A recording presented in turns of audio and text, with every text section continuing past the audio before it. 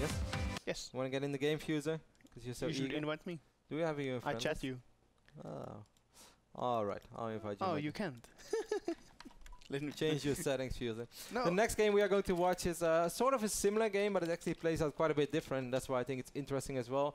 You also mentioned, Fuzer, that pretty much most of the North American Protoss players you play these days all open up Stargate? Yeah, most likely. Like, they get the Stargate in one point of the game. Because all of the new units Protoss got is... They basically got the Stargate units.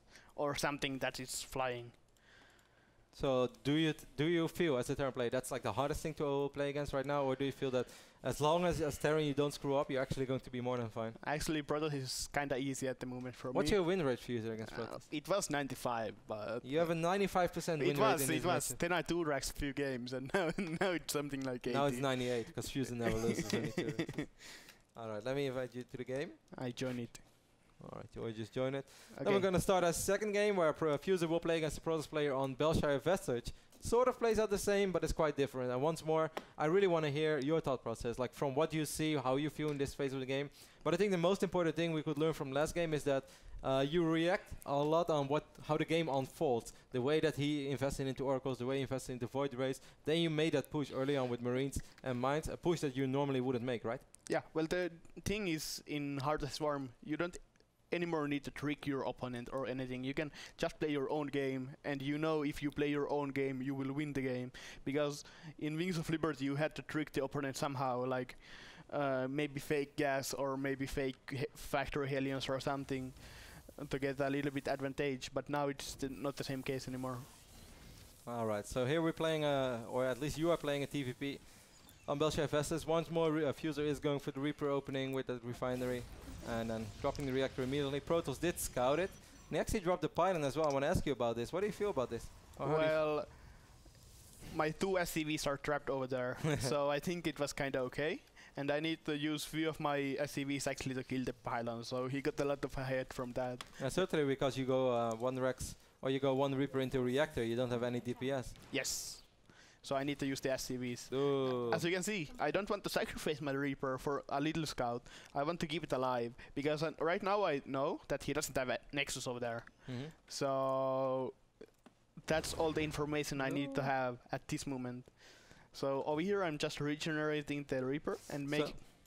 Silly question perhaps, but I'm sure it happens every now and then. What happens if you do lose the Reaper early on? Then I'm kind of screwed. Yes? Is there any other way that after that you can just need to send 1 SCV, and only thing you can do is check does he have a Nexus or not, because that's telling a lot. And right now I see that he doesn't have Nexus, and it's already 5-minute mark, like almost 6, so I know that he's doing some sort of tech in the base, and I want to know what is it, because it's really important to know. Alright, the biggest difference between this game and the previous game is that this time it's not a proxy Stargate, so the Oracle arrives a little bit later, and you will have more than enough Marines, at least at first hand, to deal with the Oracle. So on this moment on, you basically say, alright, for now I'm just going to worry about defending 1 base rather than 2, because it's too hard to defend both locations.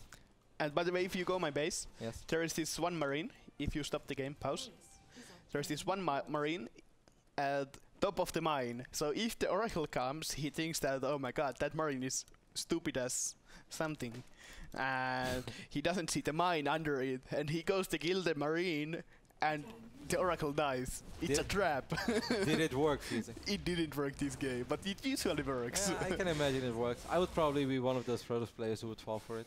I have to unfortunately admit. How do you feel about the Protoss pressure? Like this little bit of, if they go open up Stargate, perhaps he's aware of the fact that Terran players often like to retreat on 1 base temporarily until they're super safe. Do you think it's worth it to pressure a little bit with Mothership 4 and Stalker? Yeah, why not? Because you have the time warp, you can't really lose anything if you play good. And I kind of overextended a little bit, and the Oracle destroyed maybe little 1 or 2 too many SCVs into my base. Yeah, actually I had 9 kills, I believe 8 of them are SCVs. A little bit unfortunate because your missile turret was like 2 seconds from completion, so perhaps you got a little over eager there, but it doesn't matter. Exactly, that's what I meant. And I'm still over here completing the path that you normally do. You get the steam pack, and you get the +1, and you get the combat shield. I don't have the third barrack right now to make the combat shield because the aggression was coming and I need to get the missile turrets up and the bunker. and you just want to wait at your base and do the timing. Alright, once more you're going to send in the Reaper. What are you hoping to see in this phase of the game? You want to make sure that... I made the second Reaper. Yes? To know, is he continuing with the aggression? Is he going to go all in, or does he have the Nexus on the base? I see the Nexus, so I know that he's not going to all in me, at least one base all in. Can you go a little bit back? Yes. Okay. Because I think this is a really smart what this Protoss was doing over here. Like, he has a one Phoenix and one Oracle coming to my base soon. Just fast forward. I went back a little bit too far. And he's sending the Phoenix first, because Phoenix doesn't die to mine one hit. So it's kind of minesweeper. It goes first and takes the mine hit, but it didn't work too well over here. That was extremely smart what the Protoss just did there, Fuzer. He sends in the Phoenix first to lose the Oracle to Marines. That wasn't the point. Are you trying to give everyone bad advice there? Do you want to have the 99% win rate? No, I get your point, and I definitely think it's a small little trick as well. But it's better if you have like a 4 Oracles. So right now, as soon as Tim is pretty much ready, you move out immediately. Combat shield is on the way. I want to ask you as well, you stay on one engineering bay. Why is this? Because I don't think that the armor, the armor upgrades are not too important in the game. And you need to do damage. I mean, storms doesn't even help. Armor doesn't help against storm. And Colossi will destroy the Marines anyway, so. But it's not too big of an investment, no? I think it is. Yeah? Yeah. Alright. So over here I'm just seeing what tech path he's doing. So I have a robotic Colossi tech, and you just want to screw around with the army. And if you know that see the Phoenixes, you should always knife Phoenixes, because otherwise the Phoenixes will just fly next to your medivacs and destroy them. And of course, if he opens up Stargate and after Oracle's made Phoenixes, he's not going to have that much vision, so it's going to be even tougher if he loses the Phoenixes to deal with those drops. Right now you immediately drop the third command center, because I guess you kind of feel already what kind of game this is going to be. Right now you know that Protoss is most likely just going to defend for a while. He doesn't want to take any damage from drops, so you can just freely expand and go up to 3 bases. Yeah, usually when you make aggression, you should make the third base straight away, because Protoss can punish it. If they want to punish it, they need to attack, and you can just drop third base and destroy everything. Base is under attack. Well, there is a little counter-attacking. Do not underestimate this bad boy. There is the big boys coming. Is there anything in particular you look to pick off? Like, what do you think is the most important thing? If you can pick up anything in the main base, what do you like to pick off as a Terran player? A forge. A forge? Always a forge? Yeah. It's kind of weak. Even over a Robo or even over a Twilight Council? I will pick forge over Robo and over Twilight Council as well. Alright, so all Protoss players out there, protect your forges. It's really important to have the upgrade advantage. If you don't have any armor upgrades and I have 2-0.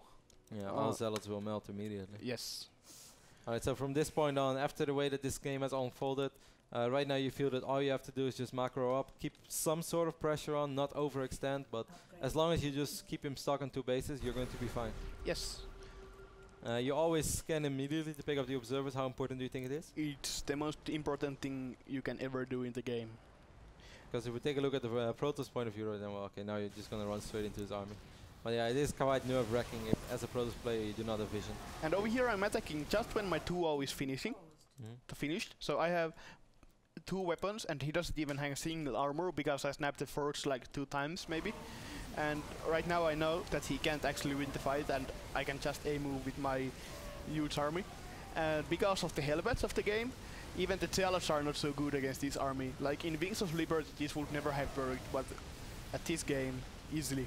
I think this is like a nice micro over here in the final fight. We can all look at that, where you select a small group of units to go outside and pick up a Colossus. Do you have any tips for Terran players out there, like how they could do that more effective? What's the easiest way to do that? Like, do you just like select it with your mouse, right click, or do you have like some sort of method? Well, you want to put the Vikings to kill the Colossi first. That's the first thing. Yep. So like, you see this army. Are you ever worried about this army? Do you think this can potentially go wrong for you? No, I don't even think that I can lose it at this point. The only thing I need to do is just stim.